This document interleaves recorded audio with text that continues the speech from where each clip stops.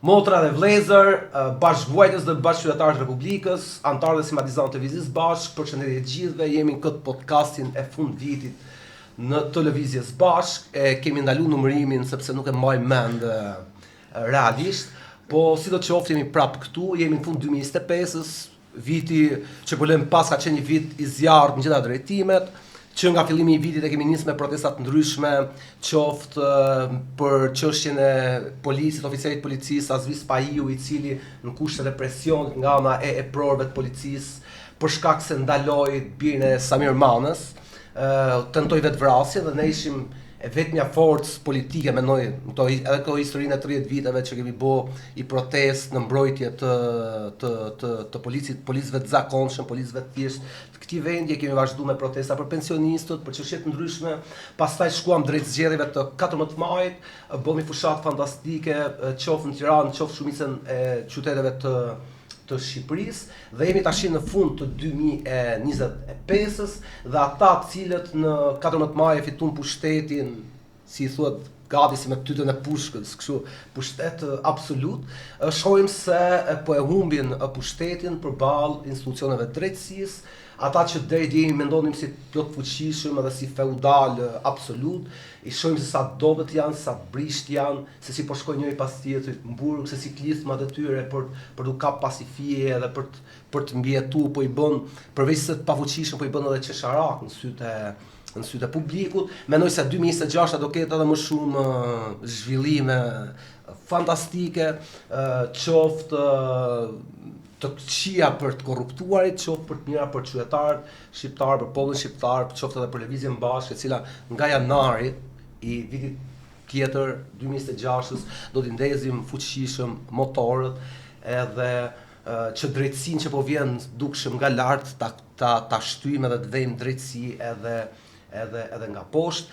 Jam këtu me Arlindin, siç e dini, i pari mes të barabartëve, kryetari i Lëvizjes Bashk, me përfaqësuesin parlamentar të Lëvizjes Bashk, Redi Muqin, me Arielën, një nga shoqet më të mira që kemi, edhe kaq ishte detyra ime.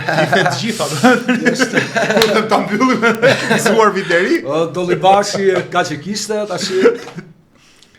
Nga ta nisim. Nga ta. Çka, po e nisur me një rezume. Me rezume me një fjali, domethënë ky vit nisi me arrestimin e Erion Velie dhe po mbyllet me prangat që i afrohen Belinda Ballukut, fatkeqësisht nuk është arrestuar akoma, sepse Edi Rama po e mbron shumë më fort nga që mbrojti Veliajn, aso kohë.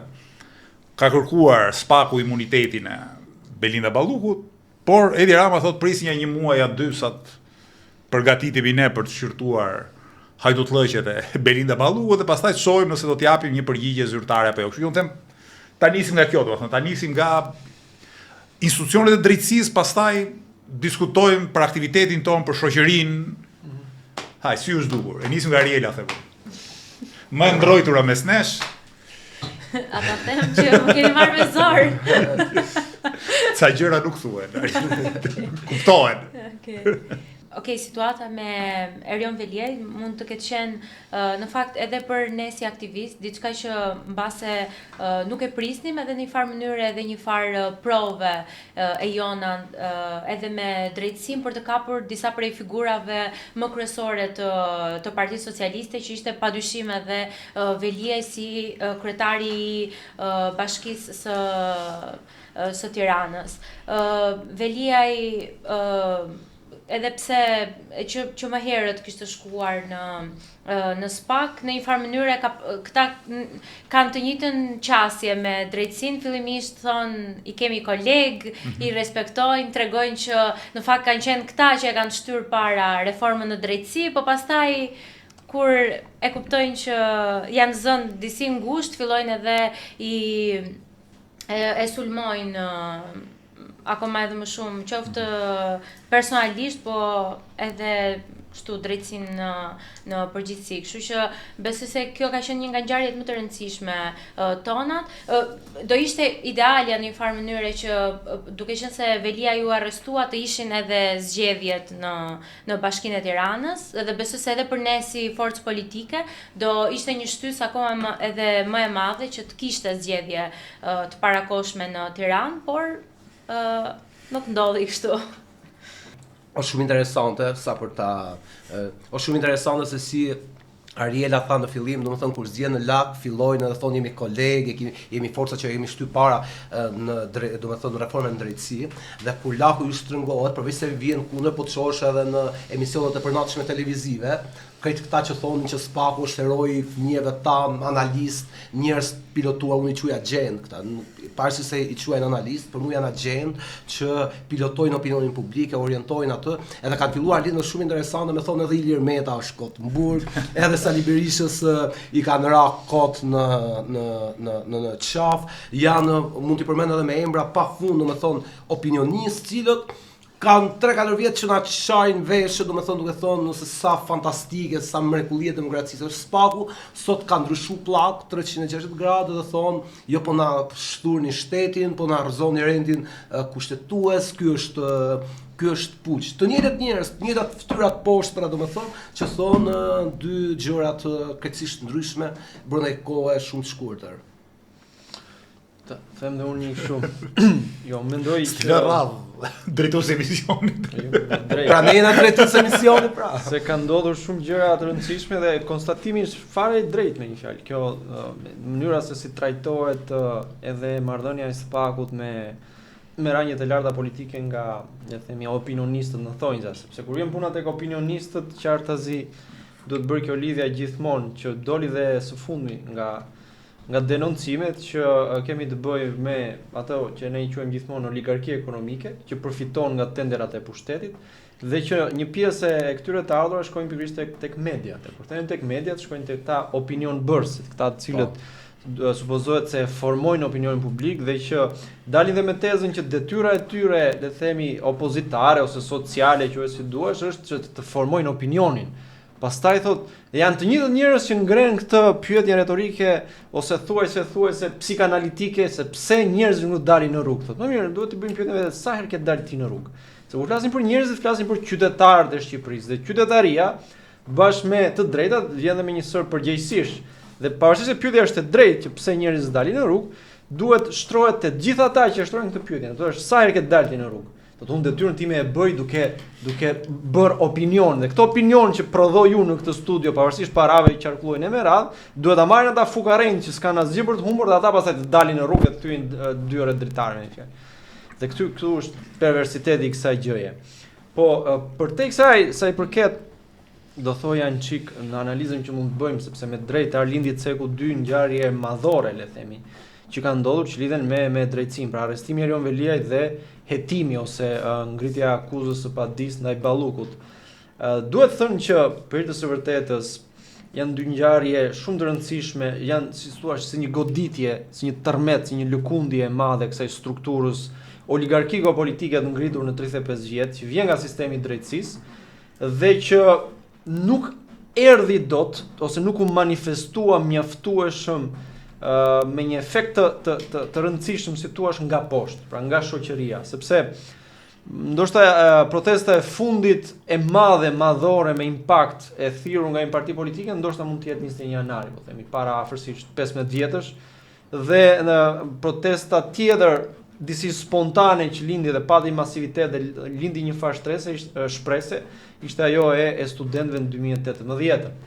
Tani në një shoqëri të cilës të gjitha aspiratat, le ta marrim kështu të viteve 90 janë ndrydhur.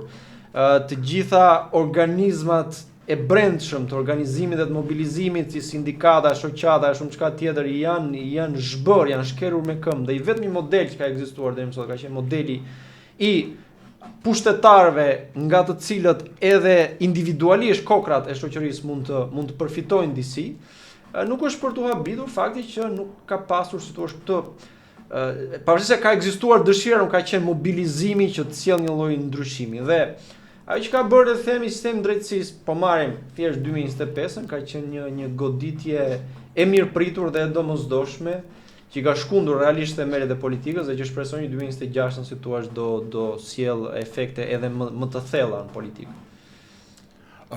Un kam dëgjuar disa herë komentator politik që thonë përdorin këtë figurën e Frankensteinit për institucionet e drejtësisë, domethënë, si në historinë e Mary Shelley, mos gaboj, që krijesa i kundërvihet krijuesit.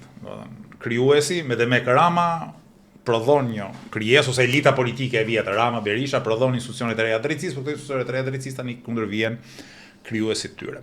Gjithsesi më zhdukur tezë gjithmonë e pasakt kjo, sepse u jep autorësi dhe iniciativë Edi Ramës dhe Sali Berishës apo Ilir Metës që praktikisht e kanë votuar me mos gaboj 140 vota pro reformën drejtësi. Reforma e drejtësi dukshëm është produkt i, po themi, ndikimit të faktorëve perëndimor, Shtetet Bashkuara të Amerikës dhe Bashkimit Evropian, dhe sot mbahen në këmbë institucionet e drejtësisë edhe për shkak të mbështetjes popullore, simpatisë popullore ndaj tyre, po edhe besoj për shkak të ndikimit të faktorëve të rëndësishëm ndërkombëtar. Ishte për Ramën dhe Berishën e kishin mbyt këtë gjë para 4-5 vitesh, më që kur dolën këto elemente parë të hetimit edhe të ndëshkimit të zyrtarëve të korruptuar, do ta kishin mbyllur. Gjithsesi, ajo çfarë mua më bën përshtypje në hetimet e sotme është që po dalin emra oligarkësh, ndonse nuk ka ende një akuzë për një oligark, pra hiq ndoshta disa ndërtues që janë të përfshirë në dosjen e Sali Berishës, mos gaboj. Edhe Abulja Velia. Po. Në 2-3 raste sporadike, po emrat e tjerë të oligarkëve që kanë dalë, nga Samir Mania tek rasti Ilir Metës, që i premtonte vila pa apartament. Po, Porti Lemjonit, kastrati me Dulakun, këto dosjet e Belinda Ballukut, Ulaj Shtufi, Gjoka, Geci, kremi, në kuptimin ironik të fjalës. Ende nuk kemi një akuzë për oligarkët, unë shpresoj shumë që kjo gjë të bëhet realitet, ndonse ka ide sipas cilave sistemi sotëm ekonomiko-mediatik është aq shumë i ngërthyer me interesat e oligarkisë, saqë po godite ata të bie, si thua, tavani sipër. Thon për shembull që sektori i ndërtimit, duke qenë një sektor dominues të ekonomisë shqiptare, po u bllokua, mund të prodhoj, papunësi e gjëra të tilla, që unë prap jam skeptik për këtë interpretim, sepse investimet po nuk shkuan një sektor, do gjejnë sektor tjerë, po do gjejnë grykderdhje. Ama një gjë është e sigurt, po u godit oligarkia, unë kam frikë që s'do mbetet televizion. Në këmbë.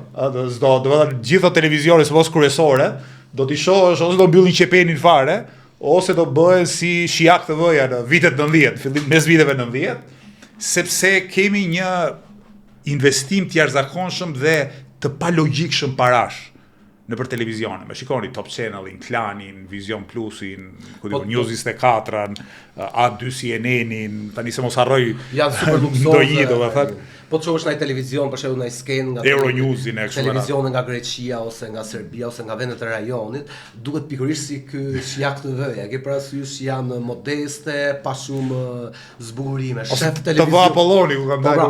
Shef televizionet shqiptare janë të ndritshme, ultra luksoze, domethënë, nuk besoj se ka vend tjetër ku ka kaq shumë emisione, me 10 emisione të përnaçme politike, me 10 emisione gatimi, me 10 emisione komerciale, domethënë, sa nuk e di se sa realisht sa kohë televizive, do ishte interesante me ditë prodhohet brenda i dite në Shqipëri. Sa mira orë televizive regjistrohen, domethënë, dhe sa shumë parë shpenzohet për ta. Do ishte shumë interesante me marrë rrogat e gazetarëve, edhe me bë, domethënë, një si thush, një përmbledhje të përgjithshme të çështja e oligarkisë dhe lidhja e saj me sistemin mediatik në fakt është diçka që ne kemi artikuluar jashtëzakonisht shumë, besoj, ose jemi ndër të paktët që i kemi mëshuar shumë rolit të oligarkisë ekonomike në pushtetin politik.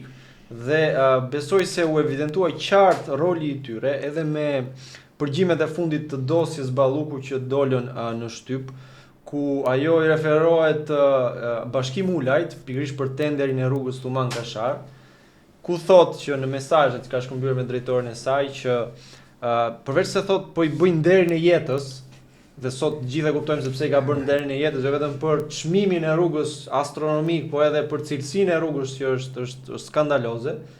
Po për më tepër ai thot drejtori i saj që Ula i thot do bëhet një ushtar i bindur i yni, si thosh.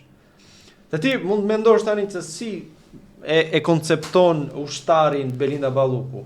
Pikërisht nëpërmjet medias. Nëpërmjet medias së tij që bën të mundur në radhë parë këtë, a që tham pak më parë, brumosjen e opinionit publik me një retorik të caktuar, dhe në radhë të dytë faktin që ato para që i fiton tenderi, koncesioni, i kujdoj qoftë ai, pastaj ndahen, shpërndahen mes le themi politikanëve kryesor, qoftë në formë apartamentesh, vetë Balluku përfitej për rreth 300 apartamente në Tiranë, qoftë në formë pastaj të financimit të fushatave politike apo jo. Ai që dua të thënë pra është fakti që këtu kemi të bëjmë me një sistem të ngritur ku pushteti politik i këtyre njerëzve nuk vjen fal thjesht le themi devotshmërisë që kanë baza e militantëve të tyre ndaj tyre dhe prandaj voton. Por është shumë herë më i sofistikuar, shtrihet si thua në kapilarët mediatik që mundsojnë pikërisht manipulimin e opinionit publik, për ta thënë siç është tamam.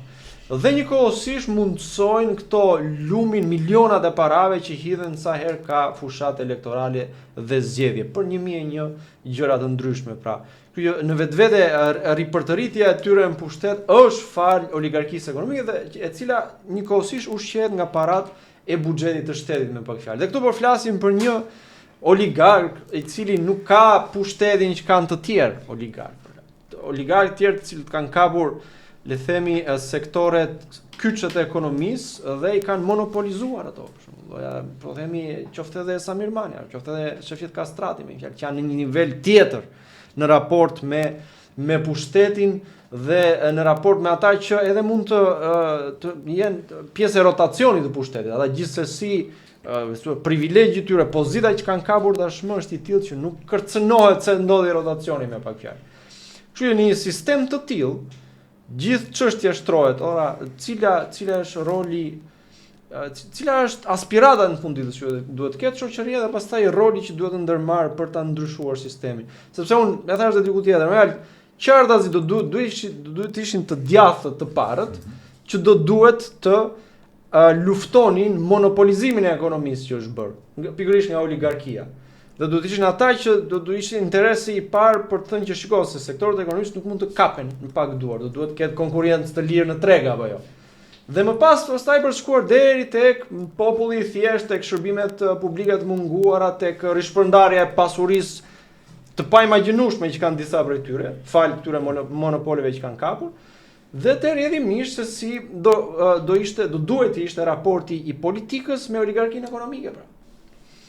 Unë doja të vazhdoj pak aty ku Redi tha që oligarkët ndikojnë padyshim në financimin e fushatave zgjedhore, edhe duke qenë se edhe vetë kam qenë angazhuar në fier gjatë fushatës zgjedhore të 2025-s, kudo edhe kur ti shkoje në qytet, dallohej në një farë mënyre që figura e Belinda Ballukut ngrihej sikur kjo ishte një grua shumë e fortë që ja ka dalë edhe madje të kthejë edhe Dibrën me Partinë Socialiste, edhe njerëzit në një farë mënyre filluan ta besonin vërtet që ajo arrinte që të fitonte fushatat zgjedhore dhe të kishte kaq shumë fitore për Partinë Socialiste sepse kishte ndonjë aftësi të mbinatyrshme, ndërkohë që e vërteta nuk Shën Belinda.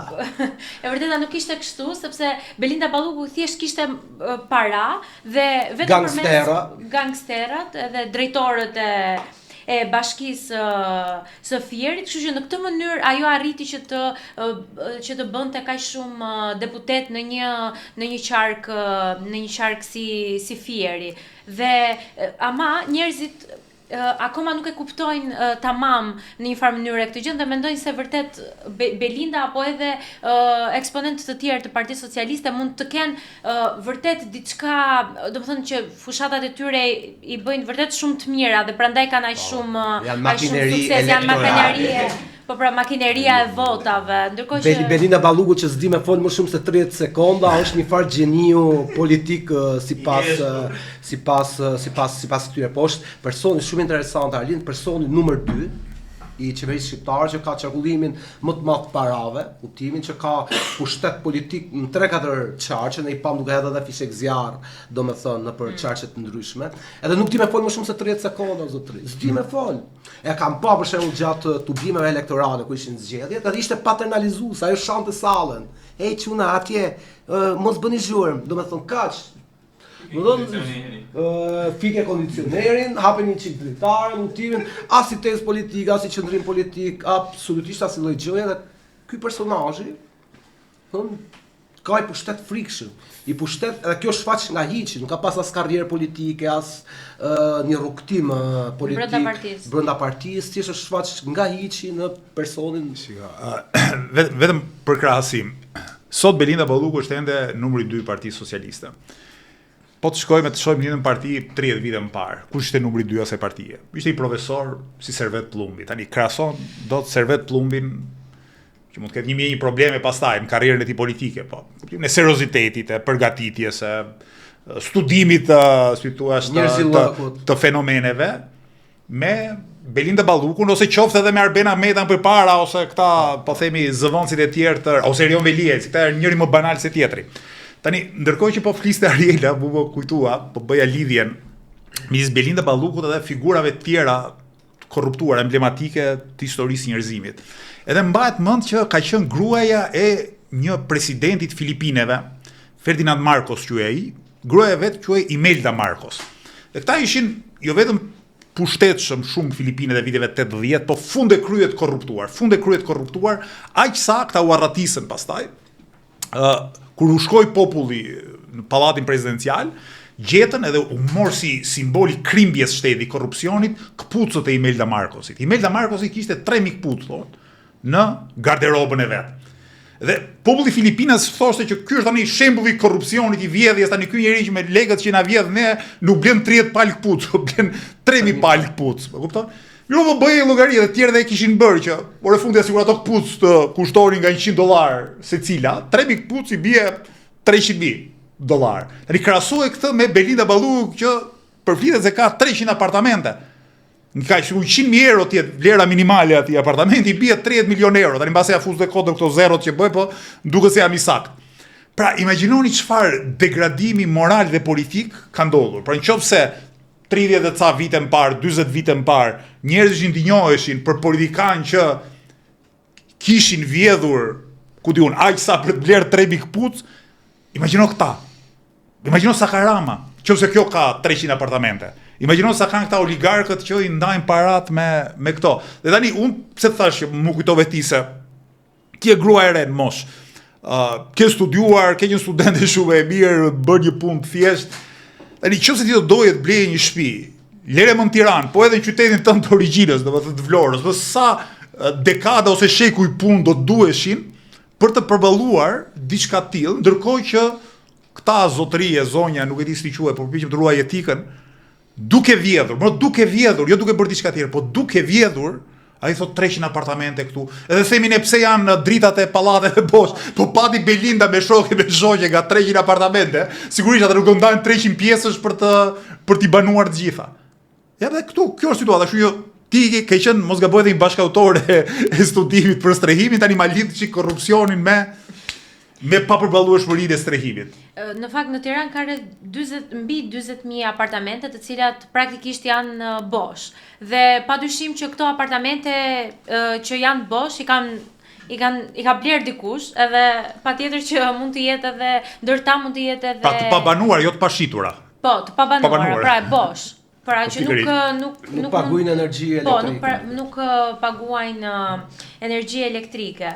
Edhe kjo në një farë mënyrë sjell që këto apartamente nëse nuk futen në treg, kjo bën që edhe çmimi në një farë mënyrë i apartamenteve të jetë kaq i lartë, nga ana tjetër për të mos folur pastaj edhe për spekulimin qoftë të agjensive imobiliare, po padyshim edhe investimin që bëhet pikërisht. Janë të njëjtët oligarkë që e kanë edhe mediat, janë të njëjtët oligarkë që edhe investojnë pastaj në ndërtim duke krijuar kështu kulla shumë të larta. Dhe në një farë mënyre ato nuk kanë një vlerë reale, por kanë një vlerë të mbi fryrë dhe patjetër që për të rinjt, po edhe për çiftet e reja, po për një njerëz që do që të blejë një apartament në Tiranë, është komplet e papërballueshme që të marrë një apartament të tillë në Tiranë, sepse çmimi, sidomos nëpër këto kullat, mund të të ketë shkuar edhe 5.000 apo deri në 6.000 euro për metrin katror. Po ama edhe zona të caktuara të Tiranës që dikur konsideroheshin si zona pak me një çmim pak më të përballueshëm, ku diun Astiri apo Fresku, tani kanë shkuar sërish të shumë të larta dhe sa vjen edhe kalojnë vitet ne zhvendosemi. Pra tani është Paskuqani apo është Kamza, ajo që i ka çmimet e apartamenteve për çmimin për metër katror. Më dalë se edhe në Paskuqan ka shku sa Milano. Se harrova, tani ka bërë Belinda Balluku unazën e madhe, edhe është rritur. Belinda Balluku, sepse kanë këtë parimi, pra punojmë duke vjedhur, vjedhim duke punuar. E këtë ma ka thënë njëri në rrugë, nuk është batuta ime. Ka thënë i burr në rrugë, thashë që do të themi që ne dikur thoshim kohë socializmit, mbrohemi duke sulmuar, e sulmuam duke mbrojtur, edhe kurse këta të sotmi dhe kanë kthyer, vjedhim duke punuar, punojmë duke vjedhur. Na ka shtyr sa më në periferi. Po. Do ta çojë në Durrës. Në Durrës mirë, po fushkruaj mendoj se Durrësi ka paktën atë ka detin aty afër. Edhe ta mendosh se këta redi kanë bujsin janarin për sa? Për 700.000 euro, kuptimin e shoh, domethënë që u majt si kulmi i korrupsionit shtetëror, edhe jemi 10 vite më vonë dhe shohim kështu në televizor duke na parakalu para syve 50 milionë euro, 100 milionë euro, kështu hala bak. Ky i skandalit të akshit për shembull copa labaku 10 milionë euro për çokoladata. Ja, 10 milionë euro çokoladata, 3 milionë euro verë, domethënë, ndërsa kur i sheftin këta aristokratat e mëdhenj, kur i shef në komunikimet, në këto përgjime që kanë dalë, janë super banal, në kuptimin banal, domethënë kanë një jargon që nuk e përdorin mos në bilardot e fshatit më të thellë të Shqipërisë, domethënë. Mamura si diçka fshalli, po them më të thelli domethënë. Edhe i shef këtë njerëz domethënë që janë Jo, duhet bëre mirë që përmendi Akshin, sepse duhet ta lidh çik edhe me figurën e Belinda Ballukut, por edhe me këtë që përmendi Arlindi pak më parë, sepse nëse i lidhim këto të gjitha, mund dalim besoj në konkluzionin që këtu mënyra e funksionimit të shtetit shqiptar i përngjan jashtëzakonisht shumë një sultanati, siç mund të ishte ai Filipineve ose një nga këto që quhen Republikat e Bananeve, në latine si thua. Pra që gjithçka përqendrohet tek një sovran i vetëm, një sultan i vetëm, i plot fuqishëm, si thua, dhe shumë shka tjetër që ka të bëjë me institucionet shtetërore, me figurat që mund të bëjnë pjesë, le të themi, në një parti e cila është në pushtet, apo me figurat tjera është bëhet dhe në një mënyrë relativizohet ose zhvlerësohet. Sepse pikërisht Akshi dhe skandali i Akshit na tregoi mënyrën e funksionimit vërtet të shtetit shqiptar apo jo. Që nga fakti që kjo zonja që ishte drejtuese e Akshit, Mirlinda, Karçanaj, ka qenë aty që kur ka ardhur në 2013 Edi Rama në pushtet, dhe unë mendoj se fare mirë ajo mund të ishte në vend të Belinda Ballukut. Pra, në vetvete pozicionet aty dhe kapja e këtyre institucioneve, qoftë ministrive, qoftë edhe institucione publike siç është Akshi, me një fjalë përdoret dhe drejtohet nga njerëz pa pikën e përgjegjësisë dhe të themi integritetit, përveç se të bindur në linjën që përcakton Edi Rama, pra. Dhe kjo u dallua qartazi që në mënyrën e funksionimit të Akshit dhe të rolit që kishte marrë ky zotria që ishte aty, ky Ergys Agasi, i cili ishte praktikisht paradhoma e Edi Ramës. Pra, për çdo leje ndërtimi, për çdo tender, për çdo koncesion që shkonte nga shteti shqiptar tek, sidomos tek këta që ishin të lidhur me botën e krimit, kalonte tek kjo paradhom. Dhe që ai pikërisht i filmonte këto shkëmbime që bënte me antarët botës së krimit, po edhe me politikanë tjerë, që të dëshmonte tek Edi Rama që shiko, kjo që po them unë, zotimi i atij që vjen nga bota e krimit për të hedhur kaq miliardë euro, për të bërë këtë gjë dhe këtë është e vërtet, pra e kam të filmuar, pra kam prova për këtë gjë. Dhe rrjedhimisht të bën të kuptosh që në këtë Republikën e Bananeve, në këtë sultanatin që ka ngritur Edi Rama, nuk ka rëndësi fare se kush është një vend caktuar. Mjafton që ai të jetë ndërmjetës i dur me veshin e sultanit. Pra ky është thelbi i funksionimit të shtetit shqiptar. Ajo më kot Edi Rama është bërë kryetari i KKTU, si Këshilli Kombëtar të Territorit të Ujësjellësit, pra sepse është ai që i kontrollon gjithçka që vjen vërdall në këtë vend, pra. Dhe kjo shpjegon dhe faktin se si gradualisht Partia Socialiste si thua dhe deputetët e saj u zhbë praktikisht nga gjithë ato që ishin figura me një lloj peshe, me një lloj integriteti, me një lloj, si thua, edhe aftësie profesionale në fushat e tyre ndryshme, edhe me njohje sa i përket politikës. Me fjalë u zhbën totalisht, u zëvendësuan me këto, me Karçanajt, me Ballukajt, me këto ministret që s'u mban njeri emrin mendet e si di njeri se kush janë nga vine ish drejtoresha të bashkisë që janë bërë ministra edhe që ndrojnë vendet dhe rrjedhimisht, pra kemi ardhur në një pikë ku sikur praktikisht mos kemi goditjen e SPAK-ut, kthimi në sultanat dhe ndërthurja e sultanit me botën e krimit dhe me oligarkinë ekonomike do paralizonte gjithçka në këtë vend, pra. Kështu që mendoj se 2025 në këtë kontekst është një vit shumë i rëndësishëm dhe që 2026 do kaloj ndoshta nga diktatura e Enver Hoxhës tek sultanati e Diramës tek diçka më e mirë për shqiptarët. Edhe e që mbuni habi të ky ty të lumë goja i erë, pa e që mbuni habi ky Agasi, që ishte edhe djali një eksponenti nga këta burat e vjetër serios pësës, ishte deputet Bardhyl Agasit, më thonë, përveç se totalisht ignorant, kupti ishte edhe ignorant i dhundshëm. Mënyra se si shpreh për ministrat. Për ata ministra që na dalin si baballar të kombit, deri cop ala bagu dhe i kap në shpulla. E ke parasysh ata që e shesin veten si vizionar, si plot fuqishëm, domethënë, i cop ala bagu, përveç se i shkojnë atje ala bagu tek zyra, pin vera, domethënë rrin aty, do ishte shumë interesante. Për shembull, boshim se kanë filluar këta analistët duke thënë, jo, po kjo është drejtësi popullore. Mendoj se gjëja më interesante në Shqipëri do ishte drejtësia popullore. Këto filmimet e Ergys Agasit, mi nxjerr kështu siç kemi Big Brotherin kështu, mi pa për çdo natë nga ora 8 deri në orën 10, kjo do shkakton, do ishte gjëja e duhur. Shkaktonte i farë, mendoj se do ta shifshin edhe vetë njerëzit se me ç'a llumi kemi të bëjmë Arlin, edhe fakti se ka arrit pika deri në një gangster, domethënë dhunon eksponentët e lartë të pushtetit, aty s'ka më. Shiko, shteti ynë ka degeneruar dhe korrupsioni është shkau kryesor i degenerimit. Unë po lexoja këto kohë ditarin e Galeazzo Çanos, që ka qenë ministri i jashtëm i fashizmit për shumë vite.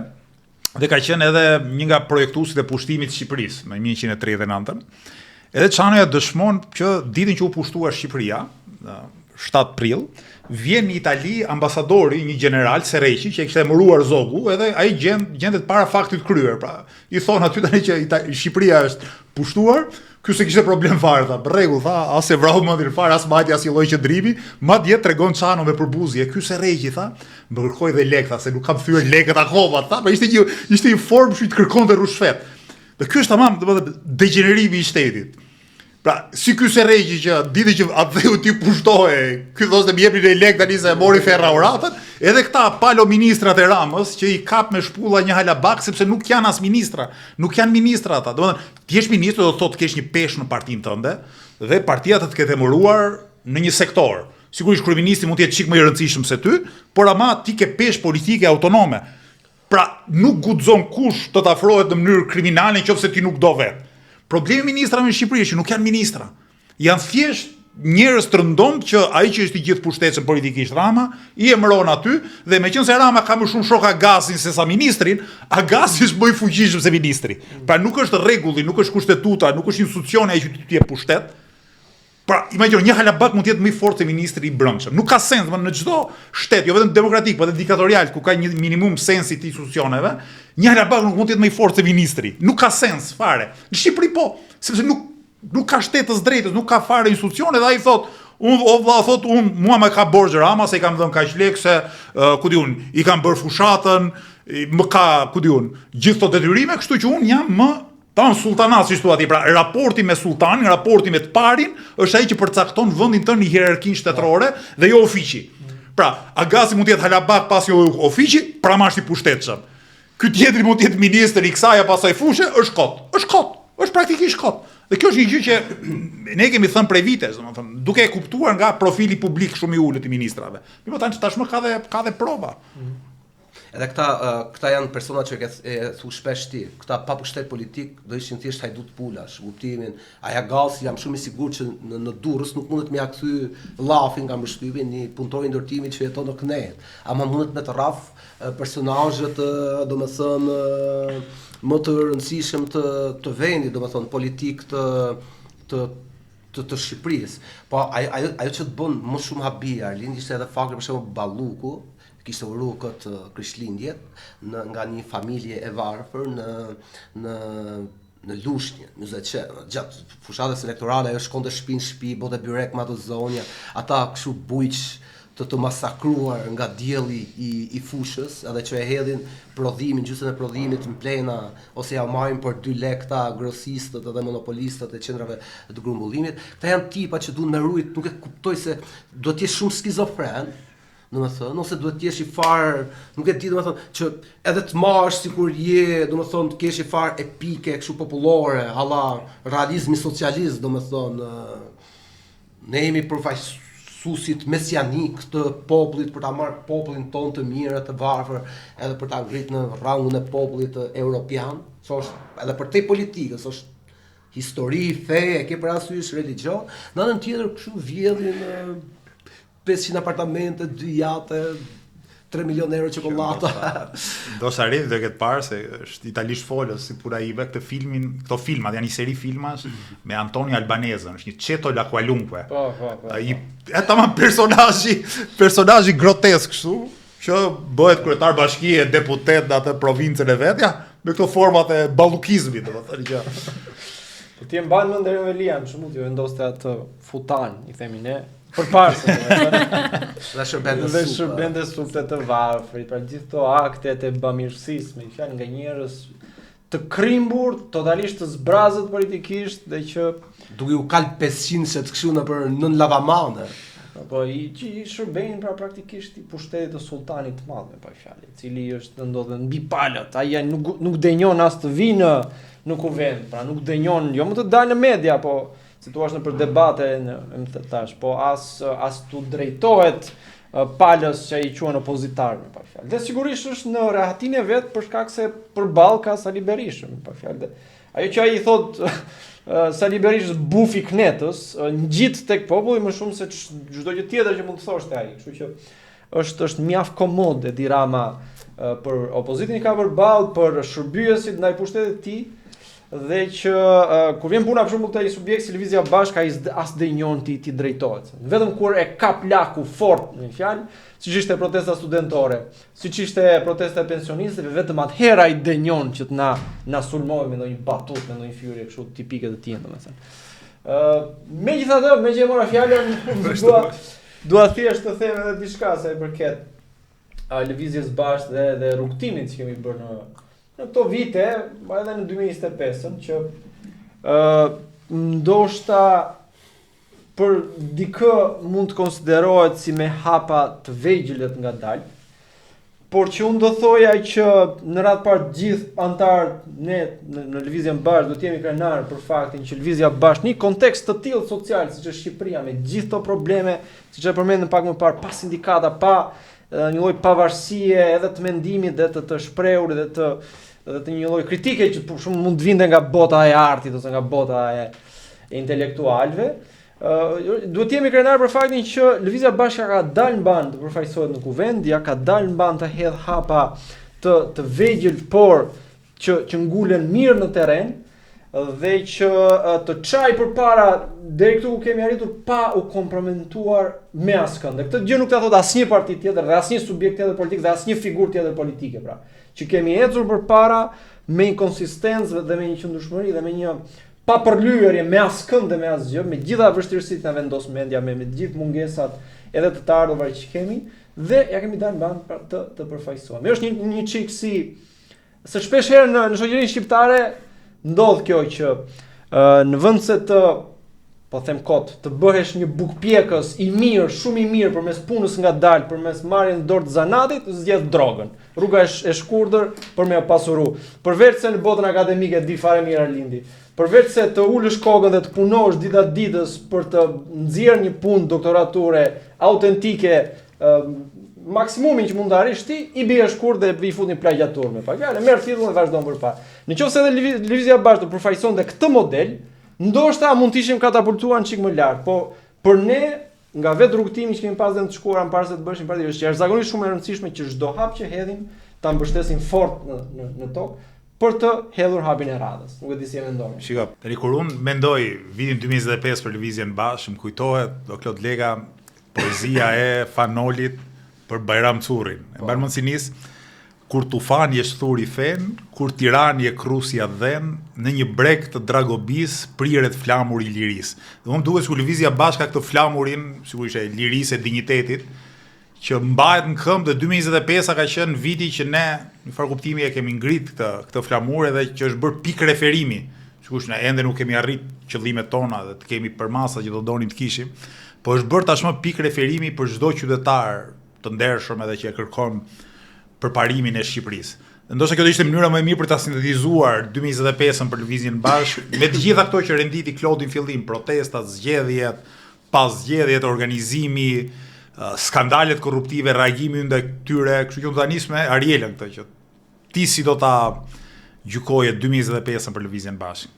Për mua ngjarja më e rëndësishme që nisi në vitin 2024 dhe vazhdoi edhe në 2025 kanë qenë padyshim protestat që ne kemi bërë me pensionistët edhe kauza që ne ngritëm për pensionet edhe për minimumin jetik. Edhe pse mendoj se është shumë e rëndësishme jo vetëm për ne si subjekt politik, po edhe për opinionin publik kjo si çështje, sepse për herë të parë në një farë mënyre u fol realisht dhe me vërtetësi shumë të lartë për problemet që ka gjithë skema e pensioneve, po pastaj kjo lidhej padyshim edhe me informalitetin e lartë që ne kemi në Shqipëri dhe në një farë mënyre një subjekt politik si Lëvizja Bashkë solli për herë të parë një retorik vërtet të majtë dhe e imponoi në një farë mënyre qoftë studiot televizive që ne po flisnim edhe me gjithë ndikimin që kanë nga oligarkia ekonomike, për herë të parë u fillua që të flitej për pensionet dhe për minimumin jetik si baza për çdo njeri që në një farë mënyrë të jetojë një jetë sa më dinjitoze. Kështu që unë mendoj se suksesi jonë më i madh si parti politike është që ne po sjellim në opinionin publik dhe po imponojmë tema shumë të rëndësishme, qoftë edhe lufta jonë ndaj oligarkisë. Unë e vija re edhe në studio televizive kur shpesh herë të ftonin ty apo edhe Redin apo gjatë fushatës zgjedhore, ndoshta edhe disa prej aktivistëve tanë të tjerë. Prania jonë aty e impononte që ne të flisnim për oligarkin, madje të kishte edhe disa njerëz që të thoshin që ja edhe ne i përmendim disa emra oligarkësh, pra nuk është vetëm Lëvizja Bashkë ajo që flet për oligarkët. Nga ana tjetër unë mendoj se një tjetër sukses i jonë është edhe një lloj modeli i ri i politikës që ne bëmë. E para njëherë sepse ne jemi parti me financa shumë të ulta dhe besoj se jemi partia e vetme që e nxorëm një deputet, e para njëherë pa u bër gazi botës me listat e hapura dhe kështu, dhe e dyta me financa shumë modeste dhe kemi bërë vërtet një fushat model në vështrimin tim edhe për sa i përket programit politik, atyre që ne propozonim, kështu që besoj se suksesi jon qoftë në aspektin ton të brendshëm, po edhe për aspektin ton të jashtëm është pikërisht kjo modeli jon edhe retorika që ne sjellim. Dhe sot në një farë mënyrë ne kemi një deputet në Parlamentin e Shqipërisë që është vërtet përfaqësuesi i popullit. Ne treguam në një farë mënyrë që kemi edhe kulturë politike, sepse që pas zgjedhjeve të 2023-shit, kur Arlindi, kur ti dole dhe deklarove që unë nuk do të jem i pari i listës, ne treguam që i shkojmë deri në fund kësaj pune dhe deputeti ynë ishte Redi. Dhe kjo konsistenca jon edhe vendosmëria jon gjatë gjithë kohës besoj se na ka dalluar në një farë mënyre dhe mund të jetë një nga sukseset tona më të mëdha. Pastaj padyshim edhe rezultati jon zgjedhor në këndvështrimin tim është shumë i mirë. Ne kemi fituar besoj rreth 20 ca mijë zemra qytetarësh që besoj janë mjaftueshëm për ne për të futur këmbët në një farë mënyre në parlament dhe për ta vazhduar më pas luftën tonë edhe përtej parlamentit. Dhe çfarë për mua është e rëndësishme është që pavarësisht se ne jemi brenda institucionit tani ne nuk kemi harruar që të jemi edhe jashtë tij. E di që mund ta kem përmendur shumë herë, po për mua slogani jon që ne jemi më shumë se sa një parti politike është një nga sloganet që ka më shumë për zemër, që tregon edhe atë se çfarë ne nuk harrojmë të jemi. Pra, ne mund të jemi pjesë e parlamentit, ne mund të jemi deputet, po nuk do harrojmë kurrësi që të jemi aktivist politik. Edhe të bëjmë aktivitetin ton brenda parlamentit edhe jashtë, siç e kemi bërë edhe me protestat tani në fund të vitit 2025 për skandalet korruptive të Belinda Ballukut. Tani ti e mban mend që kjo më shumë se parti ne ja kemi vjedhur disi Barcelonës, klubit futbollit që është Muskeum Club, më shumë se një klub futbolli. Gjithsesi, un kam një pyetje tani çik siklesh për tre. Unë besoj që po të mbahen zgjedhjet sot pa pikën e diskutimit, Lëvizja Bashkë do ketë rezultat shumë më të mirë se 11 maj, do jemi pa diskutim partia e tretë në Shqipëri. Kjo pyetje që kam unë për ju të tre është kjo. Si ka mundësi që në 11 maj kanë marrë më shumë vota koalicioni Dajo dhe Tezeve dhe partia e biznesmenit që i vë gjithë në rresht. Kjo është një pyetje që ndoshta tani që është fundi vitit që kemi edhe më shumë rehati dhe qetësi për ta diskutuar, do ishte mirë ta trajtonim më pak vota edhe se partia Tom Doshi, do të thonë gjitha këto partitë parlamentare që janë përfaqësuar në parlament, kush me 1, kush me 2, kush me 3 deputet, nga pikpamja elektorale, sigurisht sa janë partitë, sa janë koalicione, ne jemi pasur në 11 maj rezultat më të ulët. Hëk do të legaliset ti. Para për biznesmenin nuk ka ndaj mister, sepse kur je biznesmen nuk ke shumë lek, domethënë zyra gjithandej, zyra bosh, me postera në çdo kryqëzim, ne shihim gjatë zgjedhjes se si kishin, nëse ne dilshim një fletush të vogël në dorë, biznesmeni kishte një stand super të madhe, domethënë, ku kishte të rinj, të cilët nuk kishin asnjë lidhje politike me partinë, në kuptimin që me shkuti me diskutu politikisht. Për shumë diskutu politikisht me aktivistë ose antar të Lëvizjes Bashkë, debati kalon nga politika si aktualitet te politika si shkencë ose si histori, kuptimin është shumë i thellë, është shumë luftarak. Kur je biznesmen mbledh edhe kohën mediatike, luna edhe me stereotipat. Do thonë një shoqëri shumë varfër kur i dalin njerëz vosh për t'u pasuruar shpejt, edhe kjo është edhe për shkak se këto 30 vite na e kanë kolonizuar edhe ëndrat, edhe perspektiven, edhe mendimin. Edhe na thuhet një vend ku puna nuk ka më vlerë, edhe për mu pasuru shpejt është ideali, të jemi të sinqertë, një pjesë jo të vogël të shoqërisë. Këtë pjesën këtej e dim ne, në kuptimin. Pjesa tjetër, si mori koalicioni Tezeve dhe i Dajeve, në kuptimin që për shembull tek Lëvizja Bashkë ne ishim një parti e cila thamë ne do të ndjekim strukturën e një partie, në kuptimin do të vendosim lista do i vendosin vetë bazat, në kuptimin baza e Fierit është mbledh ose baza e Vlorës ose bazat e Shkodrës, domethënë edhe bashkërisht e kanë ndërtu listën bazuar në sa kritere, do kishte e refuzuar këtë idenë që na dhanë këto lista gjysmë të hapura, gjithë populli deputet. Tek aktivistët e Lëvizjes Bashkë, ata që kandidonin për Lëvizjen Bashkë, besoj gjithë kishin shqetësimin si do të dalë Lëvizja Bashkë, nuk e kishin shqetësimin e fatit vet personal. Njerëzit që kandiduam ne ishin njerëz zakonshëm, nuk ishin vipa, nuk ishin ardhur nga politika e vjetër, nuk shpenzonin shuma, marramendse në sponsorizimin edhe në bërjen e dukshme të vetës përballë opinionit publik. I pjesë e madhe edhe kandidatëve dhe antarëve, pjesa dormuese do thoja, kanë ecë dhe me legët e tyre në kuptimin edhe kjo është një tipar tjetër i Lëvizjes Bashkë, që unë jam edhe koordinator i Lagjës 2 edhe 1 në Tiranë, është antarët e Lëvizjes Bashkë, besoj ishte vetëm antarësi që ma pagu mu kafe. Kuptimin, nuk ja u paguaj unë kafe natyre kur takohemi, po antarët e Lëvizjes Bashkë ta paguajnë kafën edhe të ndihmojnë me sa të kenë mundësi. Plus që edhe mjeshtrat iluzionit, unë realisht nuk e di, kanë takuar biljard shqiptar në për diasporë, ne kishim një organizim më modest, domethënë në diasporë, nuk është se morën 500 fish vota më shumë se sa ne. Ne I refuzuam, edhe kjo është ajo që tha edhe Redi Shpares. Ne eci me hapa të vegjël, po me hapa të qëndrueshëm. Kuptimin politika nuk është vetëm rezultat, është procesi, është shumë I rëndësishëm se sa rezultati, se është procesi ai që ta kushzon nesër ty edhe qeverisjen. Se nëse ne do shkojmë të marrim parë lart e poshtë, do marrim njerëz të hurit edhe të litarit edhe t'i fusim në listat elektorale, sigurisht që ne mund të kemi I rezultat më të madh. Po ajo është me fitu çështja nuk është me fitu zgjedhjet e me humb pushtetin.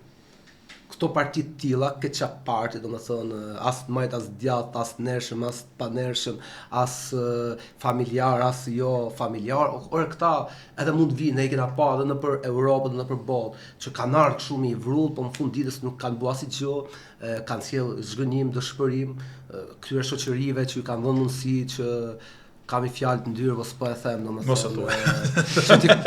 Mos e thua. Që ti kaloroj aventurieri I parë që u ze rrugën, në fund ditës do të duan edhe për shembull dekada të tjera, më kuptojnë që ta marrin veten edhe që të vinë alternativa të tjera në kuptimin. Besoj që egzagjerove një çik me pritshmëritë ndaj këtyre subjekteve që unë mendoj që sot janë të delegitimuara komplet, domethënë, kështu që fakti që ti e konsideron edhe si mundësi sado të vogël që sharlatan të tillë të marrin pushtetin, po jep shumë më tepër, si thuhet, vlerë edhe fuqisë nga çka. Nuk e di, e ke pa filmin Biri I shekullit për Benito Mussolinin, është I serial, domethënë Benito Mussolini ishte I hiç politik derisa erdhë ato çantat me paret të Benito Mussolini ishte para se të bëhej fashist, ishte aktivist I Partisë Socialiste Italiane.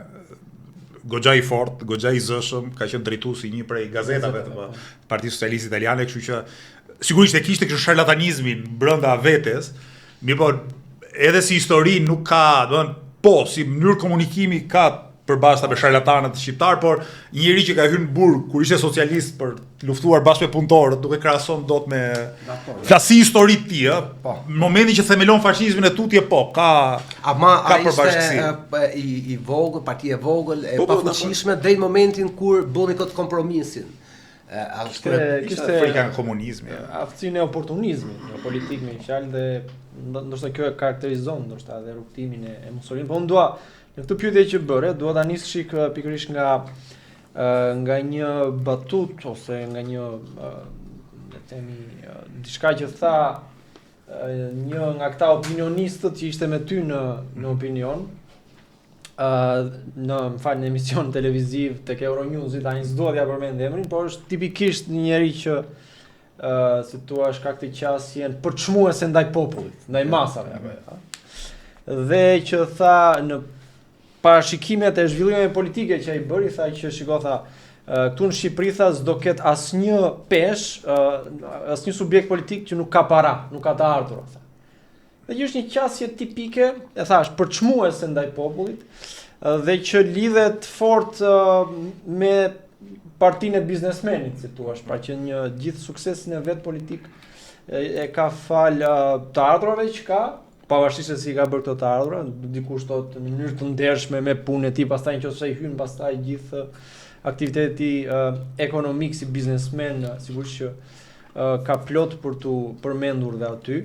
Tek shfrytëzimin call center atë mënyra si trajton punëtorët e me radhë. Dhe do thoja që sa I përket dallimet që Lëvizja Bashkë ka me partinë e Sherajt, ne edhe për shkak të kësaj hapave që hedhim të vegjël dhe të qëndrueshëm, ne rruga më e gjatë, si thua, është që ti të tentosh edhe ta edukosh politikisht popullin. Që mund ngjaj kështu si diçka që s'do ndodh kurrë, ata do marri dekada të tëra, po në modelin që japim, në qasjen që kemi të vendimarrjes kolektive, të një lloj barazimtarie, dhe jo thjesht ai që ka parat, ka dhe partinë, përcakton dhe deputetët, dhe del dhe bën dhe videot, bën dhe gjithçka tjetër në kuvend, është po një rrugë e gjatë, po një rrugë më solide mendoj unë pra. Ndërkohë sa i përket pastaj modelit të tezeve të Dajove, qartë asgjë aty, lidhet prap me këtë tentativën për t'i bërë gjërat shpejt, për të kapur sa më shumë vota dhe për të qarë sa më shpejt, si thua, dhe që në fund u ridikulizua me rezultatin, po gjithsesi vetë qasja ishte qesharake, që propozimi i shtrirjes dorës, e mbani mend pra, Lapaj bashkë me Shabanin s'duhet haruar që kur na shtrinin dorën ne, kishin kapur dorën e njëri tjetrit. Mbaheshin për dorë dhe na shtrinin dhe neve dorën. Dhe ka një arsye të thjeshtë sepse ne nuk ju përshtatën kësaj skeme, sepse ishte një skem e cila në thelbin e saj kishte logjikën e siglës, kështu që ishte nisma Shqipëria bëhet, tek e cila sigël kushdo mund të hynte dhe nëpërmjet këtyre listave të hapura kushdo mund të grumbullonte votat e veta personale, me mënyrat e veta personale, me të ardhurat e veta, me ndikimet e veta në terren, me lidhje mediatike, oligarki, gjithçka tjetër. Dhe ata praktikisht edhe neve po na ftonin që të bëshim pjesë e kësaj skeme. Pra futuni te kjo sigla jon dhe pastaj ju merrni votat që merrni ju domethënë. Dhe është një qasje që është e vërtetë se aty rosollin më shumë vota mendoj unë. Sepse kur ti fton edhe dashsulën, edhe biznesmenin lokal, edhe si thua atë që ka një farë gjithë bashkë atyve, pa fjalë, secili le të marr pjesën e vet të votave, nuk ke të bësh më me parti atëherë. Ke të bësh me një grupim që kapësh me pak fjalë para. Dhe që në fund rezultojnë në mënyrë më qesharake të mundshme që u zu Dajua me tezën.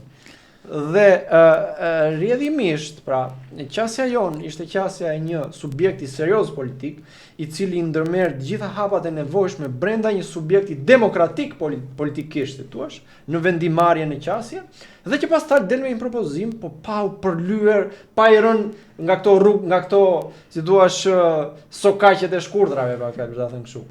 Dhe që në fund të ditës, nëse flasë për veten time pastaj, që unë, si thua, mora barën për ta përfaqësuar dhe në kuvend lëvizjen bashk, unë e them sinqerisht, asnjëherë se imagjinoj veten time sikur kam hyrë kësaj pune për të bërë karrierë në politikë, pra. Absolutisht që jo. Unë nëse dhe unë besoj shumë kusht tjetër për lëvizjes bashk, i kemi hyrë kësaj pune dhe do ta çojmë përpara për aq kohë sa na kërkohet të çojmë përpara një punë caktuar, një angazhim caktuar, një detyrë caktuar, për shkak se ne besojmë vërtet te këto që po bëjmë. Por ama në fund të ditës pra nuk është këtu shtegu i shkurtër për të bërë karrierë. Dhe në fund të ditës çfarë është karriera politike? Se duhet shtruan çik ose pyetje më fjalë. Sepse çfarë janë këta që duan të bëjnë karrierë politike? Sepse vet deputet LLku ose posti ministror ose çfarë dush ti projektohet si një mënyrë për të pasuruar shpejt. Me çfarë Allafi ke karriera, ti e ruan vendin e punës në fakultet apo e ke humbur se e kam humbur vendin e punës. Edhe sa vite ke studiu për këtë vend? Kam punuar aty 14 vjet pastaj. Sa kam studiuar? Edhe 10 vjet studim, 24 vjet. Po le të themi 14 vjet që kam qenë në. Jo se nuk e di publiku kët. Në kuptimin mendojnë se domethënë ke duke bërë deputet ke arrit një farë shumë ke i arritje personale, po në fakt me pa holl ke edhe humbje, domethënë i investim 20 vjeçar ka i për e kam humbur vendin e punës pikërisht sepse për shkak të angazhimit tim edhe para se të bëhesha deputet, po edhe gjatë nuk u ka pëlqyer, thua. E imi dhe disa prej kolegëve të mi nuk i ka pëlqyer këtyre që ne rëndomi kemi quar si bajraktar dhe universiteteve publike. Me pak fjalë dhe rrjedhimisht jo vetëm që s'marruajt vendin e punës, por nuk më dhanë mundësinë as të jepja pedagog si pedagog i jashtëm, pra të jepja mësim si pedagog i jashtëm, që është një ndër dëshirat e mia. Dhe që unë edhe kur të mos jem deputet, gjithsesi aftësitë e mia profesionale i kam për fituar, si thua, bukën time në mënyrë të ndershme, po që besoj se në vizionin e lëvizjes bashkë është edhe reformimi me themel i Universitetit Republike që do mund ta çlironte nga kjo kapja e madhe përtej Me gjithato e shofi farë dhimbje në këtë buzëqeshjen tënde për humbjen e jetës akademike. Se dhe Arlini më duhet e ka qef këtë jetën akademike dhe do ta vuj kuptimin. Mirë, shpresojmë të arrim sa më shumë nga ne te kjo momenti i vuajtjes, pa që Lëvizja Bashkë zgjerohet si parti politike zgjedhjet e ardhshme. Jo, të them, më fal, di se çfarë shpresoj unë shpresoj shumë dhe lutem shumë që mos ta mos ta mbyll mandatin e deputetit. Pra që të detyrohemi të kemi zgjedhje të parakohshme dhe pastaj të rhymë edhe një herë të bjerë qeveria e Ramës, mos shkojë deri në 2029 dhe pastaj të rhymë edhe një herë nga fillimi dhe pastaj të shohim se çfarë. Ka gjasa të mëdha. Para se të them diçka, do kontribosh? Edhe pse edhe Redi edhe Leka pothuajse i thanë të gjitha ato se çfarë mendonin, unë doja të bëja pak një analizë edhe për nga ana ideologjike se çfarë përfaqësojmë ne si parti. Ne kam përshtypjen partia e vetme që i kemi deklaruar në një farë mënyre që ne jemi një parti e majtë. Dhe kjo në një farë mënyre ka pasur edhe kosto politike për ne, sepse PD-ja u shkërmoq dhe kjo dihej. Dhe prandaj një parti e djathtë si ajo e shehaj e pati në një farë mënyre më të lehtë që të merrte vota nga elektorati i Partisë Demokratike. Nga ana tjetër edhe ky koalicioni i tezeve dhe dajave, duke mbajtur këtë qasjen as të majtë, as të djathtë, as gjë, ne jemi vetëm për Shqipërinë, Shqipëria mbi partinë, në një farë mënyre e pati më të kollaj që t'i drejtohej elektoratit edhe të përdorte këtë gënjeshtrën e ulët që të fitonte edhe më shumë vota. Kështu që unë mendoj se padyshim që për te këtyre mekanizmave të parave të luksit që ata patën, e patën më të thjeshtë edhe për shkak se elektorati, në këndvështrimin tim elektorati që ka votuar më shumë mund të ketë qenë elektorati i Partisë Demokratike e cila humbi shumë vota. Tani, unë dua t'ju kujtoj që partia e tretë në Kuvendin e Shqipërisë për numër deputetësh është partia Tom Doshit.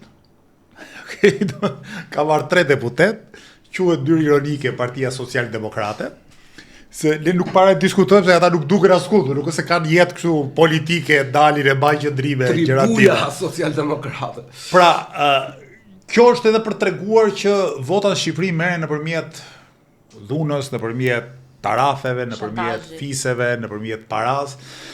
Ka një ide Noam Chomsky, para se të smurej, se ka ja 2 vjet mos gaboj që ka ikur nga jeta publike, ndonë se është ende gjallë, ku thoshte për zgjedhjet në Amerikë. Ti mund ta parashikosh me saktësi shumë të madhe rezultatin e zgjedhjeve nëse shikon paratë e shpenzuara nga partitë dhe kandidatët. Pra përqindja e parave kthehet në përqindje të votave dhe të përfaqësimit. Kështu që anomalia në këto zgjedhje në fakt ka qenë Lëvizja Bashkë, pra që ne pa para ja dolëm ktheheshim në parti parlamentare. Partitë e tjera, të gjitha këto, të reja apo të vjetra, kanë shpenzuar shumë marrament. Se ti shikon, nëse një parti ka luksin të ketë një autobus të veshur ose furgona të veshur me siklin e partisë vet, do thotë ka shumë para. Nëse një parti ka mundësinë që të organizojë takime në përvendet e Evropës, prap ka shumë para.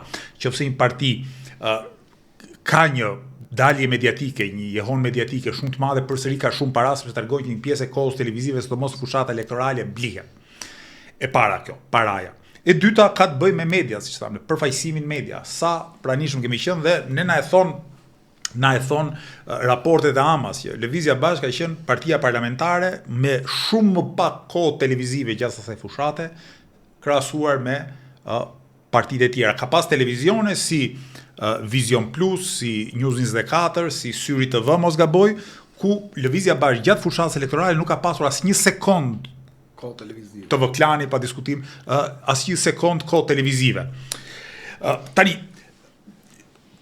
unë do të vazhdojmë që këtë analizën e Klodit për se partia e shehaj shumë e qartë. Partia e njeriu që hedh para dhe ka arritur të zgjedh 2 deputet, ndoshta me paratë që ka hedhur ai priste shumë më tepër se sa 2, mori vetëm 2. Interesant është ky pra koalicioni tezeve dhe idejave, sepse kanë vënë kohët e fundit që ka njerëz që mendojnë vërtet se po e zëm, Endri, si thua, tezja e lapaj në parlament është produkti i tradhtisë së Endri Shabanit. Pra, ne kemi tezen për shkak të Endrit. Në fakt, shkakësia është e kundërt. Endri, po themi, i ashiti shpirtin djallit për shkak të tezeve, për shkak të logjikës së tezeve. Sepse një koalicion i tillë ose një parti e tillë nuk mund të funksionojë pa tezet e darje, pra nuk ka qenë aksident ai. Pra si mund t'i bësh bashkë në një listë njerëz, ideja dhe qëllimi i gjithë secilit është individualisht të bëhen deputet. Pra ata 150-160 veta që u mblodhën rreth atij koalicioni, të gjithë kanë dashur individualisht bëhen deputet. Tani si mund t'i mbash ta brenda një çadre?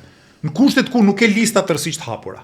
Pra listat janë gjysmë të hapura, gjysmë të mbyllura. E vetmja mënyrë që këtij koalicioni, kësaj etikete që nuk është as parti as koalicion, ta bësh bashk është që në pjesën kryesore të listës ti të vendosësh njerëz që supozohet që u ke besimin, tezet dhe dajo. Që thotë, nëse mbajnë zgjedhjet nesër, prap, unë ju siguroj që me këtë kod zgjedhor, partia apo koalicioni me cilin do hyj Lapaj në zgjedhje ka përgjigjen prap me dajo dhe me teze.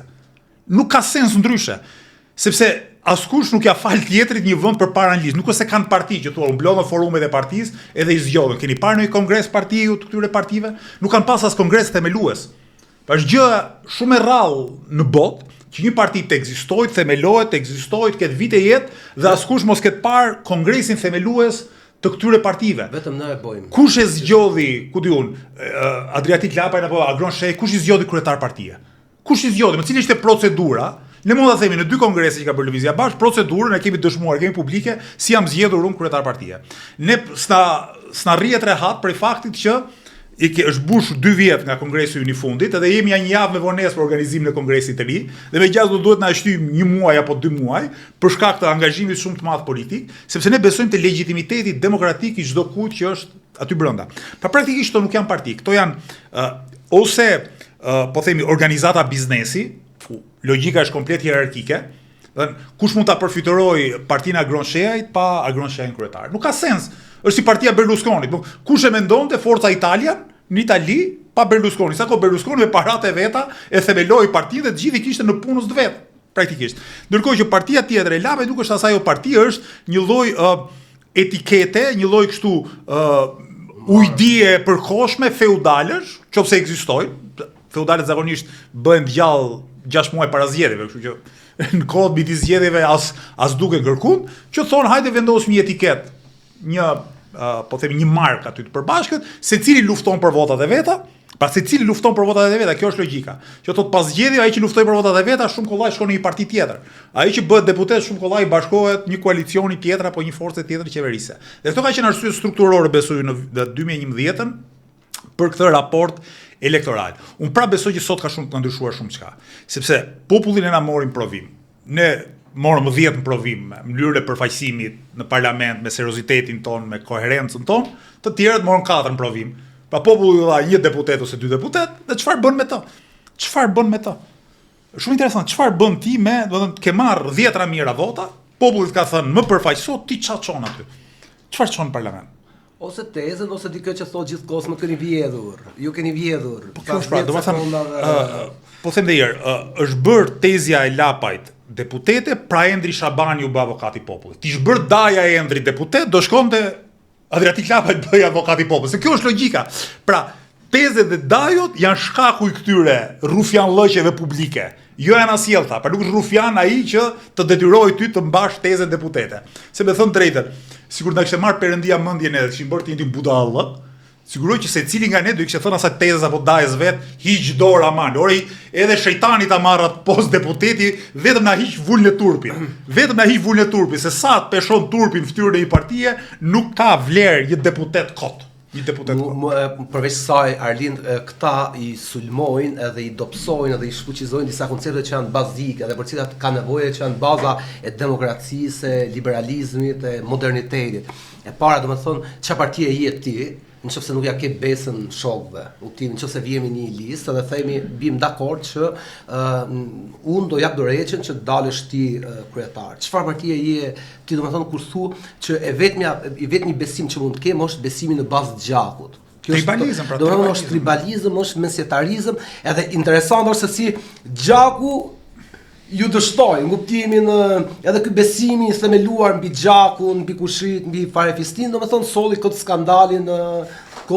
skandalin super të madh. E dyta, e bojnë pis idenë e partisë. Sot një ditë është kryetar partie, pastaj thotë unë jam thjesht kryetar, nuk jam parti, se partit i barazon partit me organizatat kriminale. Ku partia është mjeti i vetëm për sa kohë jetojmë në shtet kom, në demokracinë parlamentare, në këtë shekullin ton, mase edhe për një 3-4 shekuj të tjerë, partia politika do jetë mjet, domethënë, për me çu para idenë edhe për me marr pushtetin. Nuk ka rrugë tjetër, domethënë. Edhe në diktatura, domethënë, majnë zgjedhje. Ka parti politike. Mund të jetë vetëm parti politike, po prap partia politike është shumë e nevojshme, domethënë, Mënyra se si këta përpiqen për me ndërtu politikën është jo serioze, e dëmton atë që themi edhe ne, emancipimin politik të qytetarit. Sepse ne, nëse Lëvizja Bashk vjen një ditë në pushtet, ka nevojë të ketë qytetar të emancipuar politikisht aty poshtë, sepse ne nuk do bëjmë korrupsion, nuk do t'i shërbejmë oligarkëve. Përkundrazi do vëmë në rrezik miliarda euro. Po të shohësh thyrjen e monopoleve, heqjen e koncesioneve, domethënë prerjen, mbylljen e kësaj kuzhinës së korrupsionit, dhe ne po nuk patëm një qytetari aktive të ndërgjegjshme që delet nga mbështet në rrugë, domethënë, ndërkohë që bëjmë ligje në parlament dhe bëjmë ligje në qeverisje, nuk është i garantuar as suksesi edhe as vendosja e drejtësisë edhe as ndryshimet e mëdha në këtë vend. Këtë kuptim, rruga e tyre dëmton, domethënë, edhe elementet bazik për modernizimin e Shqipërisë, domethënë, kuptimit politikës si ideal. Është vazhdimi i të njëjtës logjik, nuk kanë bërë asgjë të re. Është vazhdimi i të njëjtës gjë që ka 20-30 vjet që bëhet, ose përveç viteve 90 ku partitë kanë pas një lloj moderniteti, domethënë. Përfaqësimi është kjo logjika 20 e ca viteve të fundit. Është thjesht rasti i ri i një mendësie të vjetër, asgjë më shumë.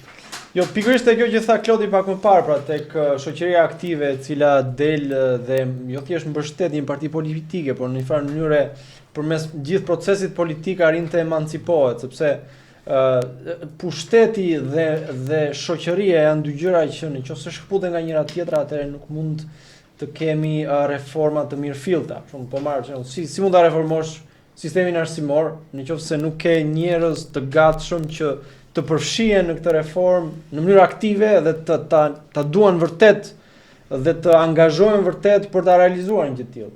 Po njëjta gjë me shëndetësim, po njëjta gjë me sektor, po si t'ja bësh për shembull që ta nxjerrësh nga logjika e funksionimit të institucional korrupsionin, si thosh. Nëse është një proces i gjatë, është një proces që përfshin edhe atë që thamë pak më parë, edukimin politik të njerëzve, pra angazhimin dhe përfshirjen tamam si një mënyrë për të qenë pjesë e gjithë logjikës politike dhe jo thjesht si aktor të vegjël në këtë mega organizimin e korrupsionit që ka qenë eksperjenca në politikën shqiptare për këto 35 vjet, si më thënë. Kështu që detyrimisht duhet një shoqëri aktive, madje duhet gjetur mënyra se si edhe gjithë ata të rinj dhe të reja profesionalisht të aftë, ndoshta edhe të mbrojtur me një kulturë tjetër politike nga vendet perëndimore, se si të rikthehen dhe të japin kontributin real në vendin e tyre. Pra jo siç bën Edi Rama që zgjedh ndonjë tek tuk, i merr kështu anonim, i vendos në ato poste dhe ata mëtej i përshtaten në rrjedhës të korrupsionit që është ngritur në gjithë këto vite. Tani, flasim për 2026-ën. Dakord. Periudhën e mbetur, unë besoj që ka për të qenë një vit i rrëmbyer. Më kujtohet titulli i librit të Erik Hobsbawmit për shekullin e 20 që thoshte shekulli i rrëmbyer. Dhe më duhet se 2026 ka për të qenë një vit i rrëmbyer për shkak të degenerimit të sistemit politik, të qeverisë, mënyrës qeverisjes, por edhe sistemit vjetër politik.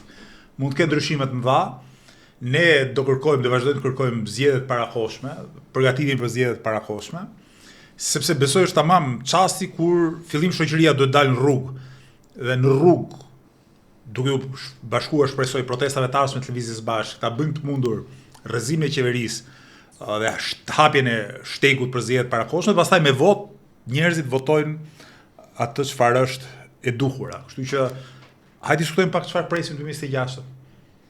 Tani nuk bëjmë dot profetin, nuk bëjmë dot fallxorin, por ama diçka tregon e sotmja për të ardhmen e pritshme, ose janë disa nga alternativat që mund ndodhin në të ardhmen e afërt 2026 dhe ne jo vetëm duhet të diskutojmë, po edhe duhet të përgatitemi për ta.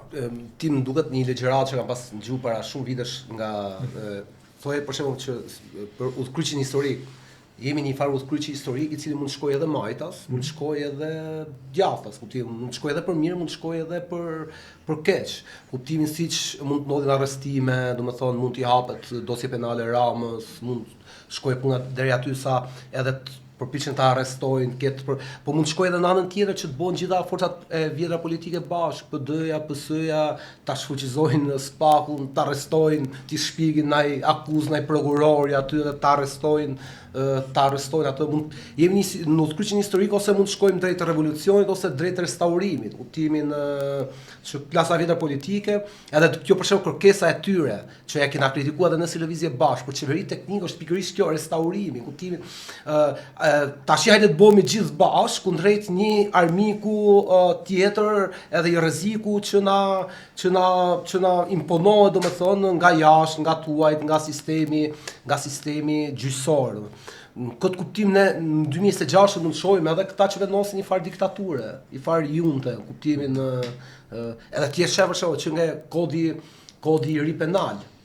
Kodi i ri penal, domethënë, siç e kanë pa unë dhe këto paktën projektin, draftin, domethënë, është që autoritarizmi në Shqipëri të ashpërsohet edhe më shumë, ti smundesh me fol keq me sha presidentin, me sha kryeministrin, kryetarin e parlamentit, domethënë masat e tjera policore, po shohim edhe shtetin, që janë kështu lajme kështu periferike, shteti jon po armatoset. Arlin, po blen mjete për shpërndarjen e turmave, nuk po blen mjete ushtarake për luftë frontale, po gjithë shpenzimet e kohëve të fundit, domethënë në ushtri, janë për rritjen e kapacitetit, domethënë e ka dhe aty të shtypës, domethënë represiv, në njërin anë domethënë shohim se ideologjikisht ata po duan që ta përforcojnë sundimin e bën tamam të shfaqen si klasë. Në anën tjetër po blen edhe mjetë, në anën tjetër kemi edhe analistë që bësh shumë abi, me cilin u përplaset Ylli Manjani. Ylli Manjani është i farë ideologu i kësaj që po them unë. Për Ylli Manjani kush është i pasur nuk duhet të shkojnë në burg. Duhet të shkojnë në përgjigje, të rriege shtëpia, jo në burg. Burg duhet të shkojnë vetëm fugarejnë, domethënë. Për të domethënë provat, në kuptimin ke edhe shumë njerëz tillë në media që janë duke e mbrojt, janë duke elaboru në mënyrë të zbehet sigurisht, pa prekshmërinë edhe çimentimin e mëtejshëm të klasës politike aktuale. Se më kujtove diçka para se ta hap bisedën, pa edhe këtu, ju dy duke qenë më të ri, nuk besoj se njihni Redi një, Aldo Giovanni dhe Giacomo, humorist italian, dhe kanë një pjesë këta ku shkojnë në një mal, dhe aty del një si figurë, kështu, perëndie mitologjike, dhe që këta kanë bërë diçka, një lloj sakrilegji ky dënon, ky perëndia, dhe një nga dënimet ishte, ju jep njerëzve poshtë, ti thot, do ta nxjerrësh bukën e gojës me djersë dhe ballë. Ai thot, mos thot, do ta nxjerr bukën e gojës me djersë dhe ballë. Ti i kujtove Ylli Manjani dhe këta personazhe televizive, por këta mallkimi i madh është që mbyllet qepeni i korrupsionit edhe i kapjes shtetit, e vërtet ta nxjerrin bukën e gojës me djersë dhe ballë. Ajo që është normale për gjithë tjerët, dhe që do donin ta gëzonin sa më shumë dhe sa më mirë frytin e punës tyre, për ata që janë pjesë e kësaj elite mediatiko-politiko, ekonomike, parazitare, për këta është fundi botës. Mirë, 2026 unë prapë besoj që do jetë viti i krizës politike. Se di si ju duket? Duket qartazi shenjat të paktën e mira deri tani janë pikërisht që hetimi do të shkojë nga Belinda Balluku, nga këta drejtorët e Akshit tek Edi Rama. Sepse lidhjet janë shumë të shkurtra, me pak fjalë, nuk ke nga të rrotullohesh, më nuk kanë rënë të gjitha alibit. Vetë fakti i qasjes që po mban Rama në raportin e Ballukun, pra që po e shtyn gjithnjë më tepër më larg, si thua, të datën kur do mbahet seanca për heqjen e imunitetit. Vetë fakti që nuk jep përgjigje pyetjes se pse nuk e shkarkon nga detyra pikërisht për të hapur rrugën hetimit të pandikuar. Si thua, këtë le të them përshtypje të lë. Nga ana tjetër ke Sali Berishën, i cili që në krye të herës ka dalë me kundër skapit, si me thënë, edhe është i gatshëm për të bërë çfarë do lloj marrëveshje edhe kompromisi me Ramën për t'ia kufizuar gjithnjë më tepër kompetencat sistemit drejtësisë në raport me politikanët. Thuaç, dhe që ndoshta skenari që unë shpresoj të shoh është pikërisht marrja i pandehur e Edi Ramës dhe pastaj mënyra se si ai do reagojë do sjell atë përshkallëzimin, le të themi, të ngjarjeve që do ketë 2026. Pra fakti nëse ai njësoj siç refuzon të lëshoj Belinda Ballukun, pastaj do bëj bashkë edhe gjithë të 83 ata ushtarët e vet për të ruajtur veten e vet, ndoshta duke refuzuar edhe ti përgjigjet sistemit drejtësisë, duke dal hapur me një qasje të ngjashme me Sali Berishën kundër sistemit drejtësisë, detyrimisht atë si politikan dhe si kryeminist do ta delegjitimonte në sytë e opinionit publik dhe të publikut, po nga ana tjetër mund të shtohet pyetja se cilat janë hapat e radhës për ta vendosur si të pandehur. Dhe këtu pastaj besoj se vim tek roli që do duhet luaj shoqëria shqiptare. Pra është një shkallë e tillë delegjitimimi detyrimisht duhet shoqëruar dhe me një reagim masiv popullor në për protesta për ta bërë të pamenaxhueshme situatën deri aty sa të shkojmë në atë që ne kërkojmë prej kohësh, pra tek zgjedhjet e parakohshme. Në fakt doja ta vazhdoj aty ku e nisi Redi fillimisht, besoj se Edi Rama po e kupton në një farë mënyre që rasti Belinda Ballukut detyrimisht do ta çojë edhe atë që hapi i radhës pra të jetë ajo që çfarë do bëj drejtësia pra do jetë drejt atij. Kjo është edhe arsye sepse ai shpesh herë kohët e fundit I ka dalë kaq shumë përballë drejtësisë, duke edhe në këto podcastet e veta që e quan në një farë mënyre diktaturë e prokurorëve, ne nuk e lejojmë që këtu të bëhet një lloj diktature e tillë, madje nga ana tjetër merret edhe me procedurat, për shembull se si BKH-ja ndërhyn në kryeministri dhe besoj se e gjithë ky reagim edhe e gjithë kjo mbrojtje që ai po I bën Belinda Ballukut vjen pikërisht prej kësaj, pra se ai po e ndjen në një farë mënyre që po I tunden themelet edhe që mbase mund të jetë personi I radhës.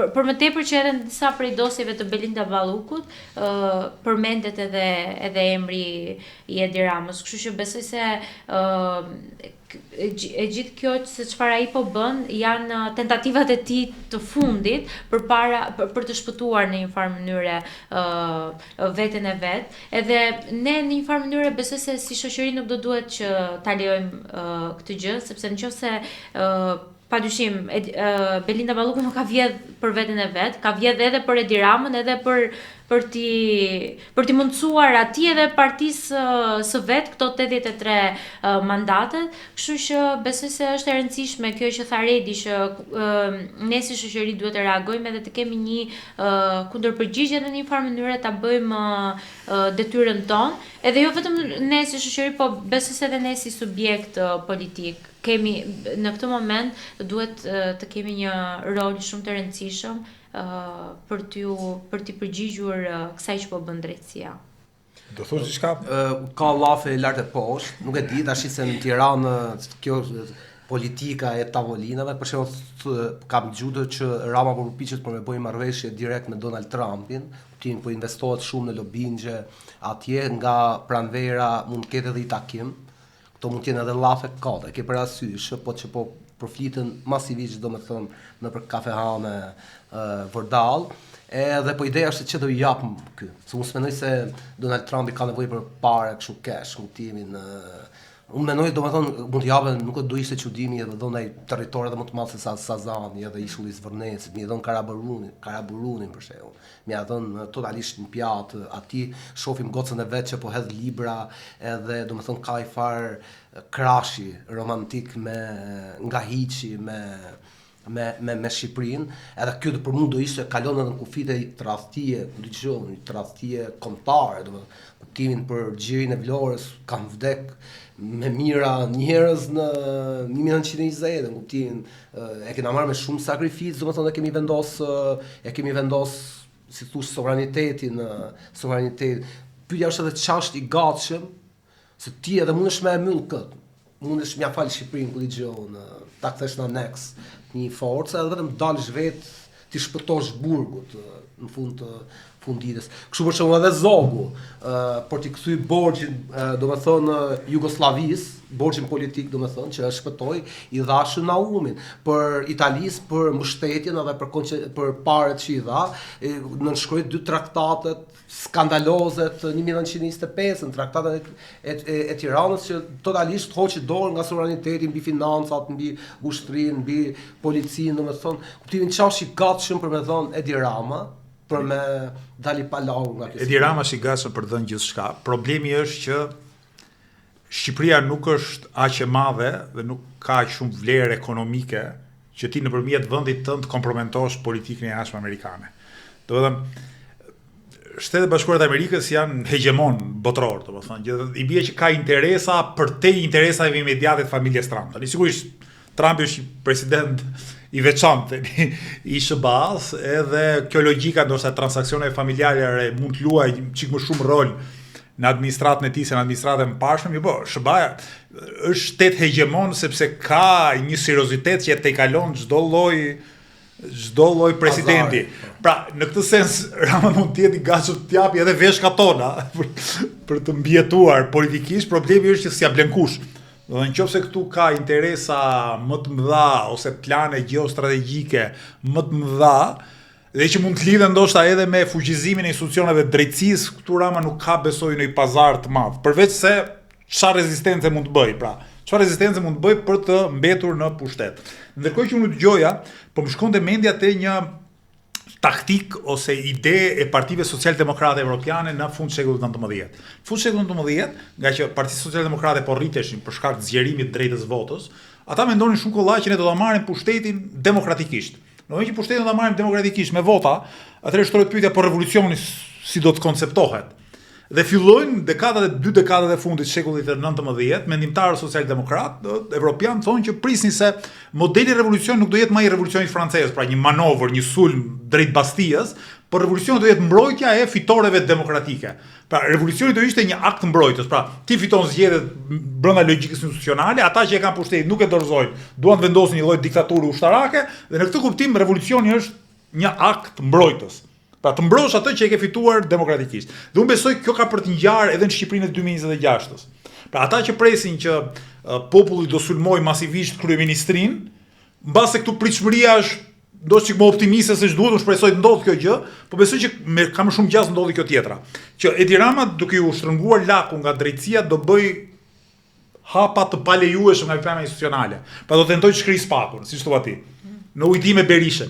E në këtë kuptim populli do dalë masivisht në rrugë për të mbrojtur atë që tashmë e ka, institucioni tashmë e ka, ose nëse spaku do të çojë një kërkesë për imunitetin e Edi Ramës.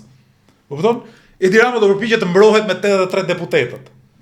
Ose të sulmoj spakun për të mos u goditur vetë. Atëherë populli do ketë një arsye më shumë që të mbrojë këtë minimum, po themi, kushtetueshmërie që kemi edhe rendi institucional që kemi, dhe kësaj do të avancoj. Tani, detyra jonë si parti është që përveç se të jemi katalizatori i protestave popullore, siç po e bëjmë dhe do të vazhdojmë ta bëjmë edhe më mirë, është që të mendojmë çik edhe për ditën pas rënies së qeverisë, ose ditën pas krizës paralizuese të partive të vjetra. Se shikoni cili është meraku im. Një moment do vinë zgjedhjet. Dhe kur njerëzit votojnë, nuk do votojnë vetëm për karakterin, vetëm për moralitetin, ose vetëm për këto arsyet e marrjes votave në forma tribale apo klienteliste. Po do votojnë edhe duke pasur mendje, ore kush do të na qeveriste? Kanë kapacitetin partitë politike që kërkojnë pushtetin për të na qeverisur. Se unë kam filluar të mendoj kohët e fundit. Imagjinoni qytetarin si një pacient, ka dy alternativa. Një mjek që pak a shumë e di zanatin por është i korruptuar, dhe një mjek tjetër që s'është i korruptuar por s'ia thot fare nga zanati. Ka gjas që pacienti të shkojë më mirë te mjeku i korruptuar, se thot do marrë 100.000 lekë, po të paktën do më shpëtoj jetën, sa te ky tjetri që mund të mos i marrë asnjë lek fare, por e palos në vend. Dhe një nga arsyet pse unë besoj ne kemi bërë shumë mirë që kemi punuar këtë vit për programin e lëvizjes bashkë, kemi angazhuar 40-50 studiues në mbështetës tanë, është që tashmë ne kemi bazën. Pra, kemi programin, kemi edhe njerëzit kompetent. Dhe duke ja bërë të ditur qytetarëve këtë, qytetarët do na votojnë shumë më tepër, sepse do thonë, po këto janë ndershëm, po këto janë guximshëm, por kanë dhe një tipar që partitë e tjera, sidomos partitë e reja nuk e kanë fare, që është kapaciteti për të qeverisur. Pra ti të kesh njerëzit dhe idetë për të qeverisur. Pra ne duhet të jemi gati, nëse në 4 të mëngjesit populli na thotë, ju do merrni frerët e ekzekutivit dhe legjislativit, dhe themi jemi gati.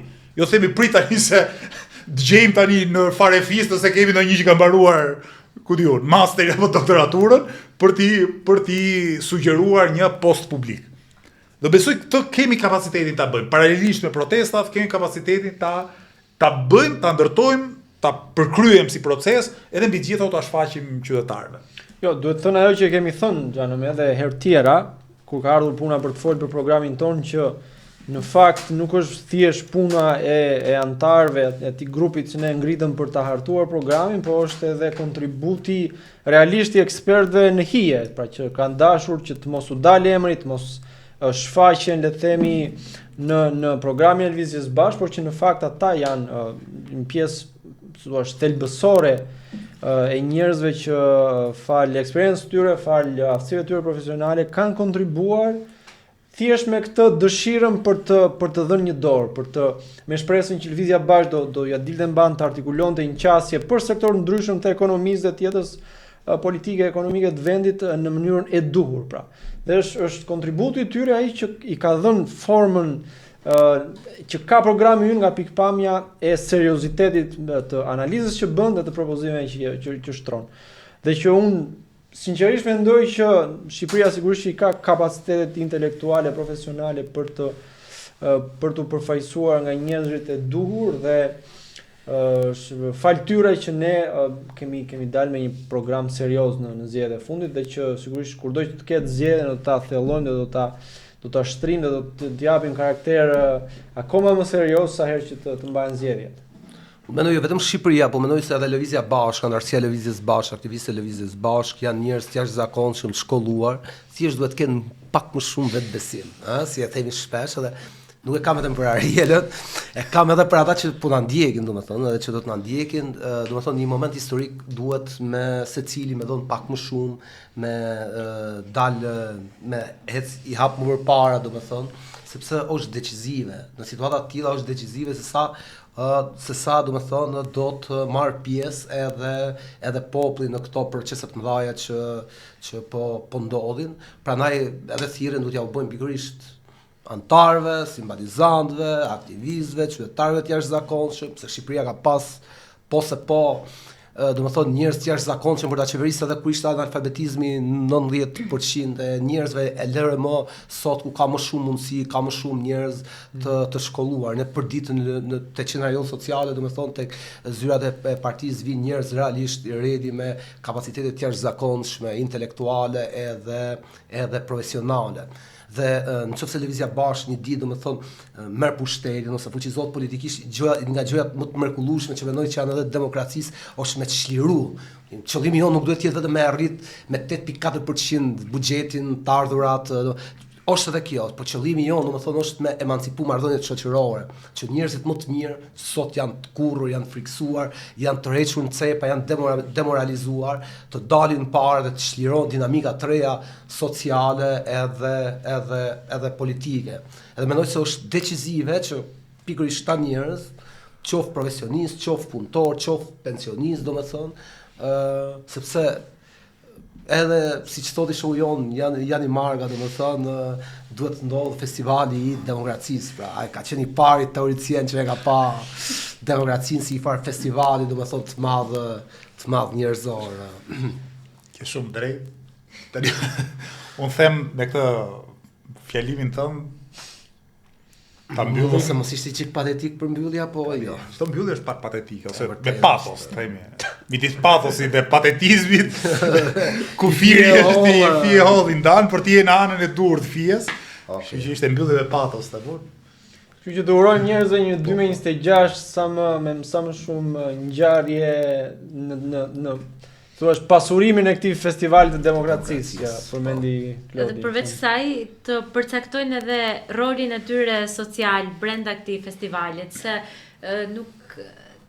nuk është thjesht detyra jon apo e disa aktivistëve, besoj se detyra e secilit që brenda këtij festivali të ketë një kontribut. Quhet festival sepse është për herë të parë populli në lëvizjet e mëdha apo në lëvizjet demokratike populli hyn skenë, pra nuk është më spektator që të shohë atë që po ndodh, siç e Big Brotherin apo gjithçka tjetër, por populli tashmë bëhet vet aktor, vet pjesëmarrës i historisë dhe ngjarjeve të mëdha, dhe në këtë kuptim populli nuk e sheh festivalin, populli e bën festivalin politikisht, dhe politika është ndoshta e vetmja marrëdhënie shoqërore ku populli masivisht mund ta bëjë festivalin, se po tjetë për festival artistik shumicë të dërmuese e njerëzve, Genis ka uri pari, nuk munden të jenë pjesë përveç se si spektator ose festivale sportive gjëra të tilla.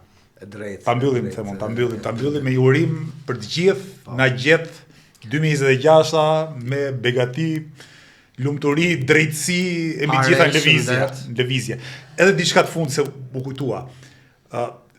Nuk duhet i lëm këta që kanë pushtetin na heqin gëzimin.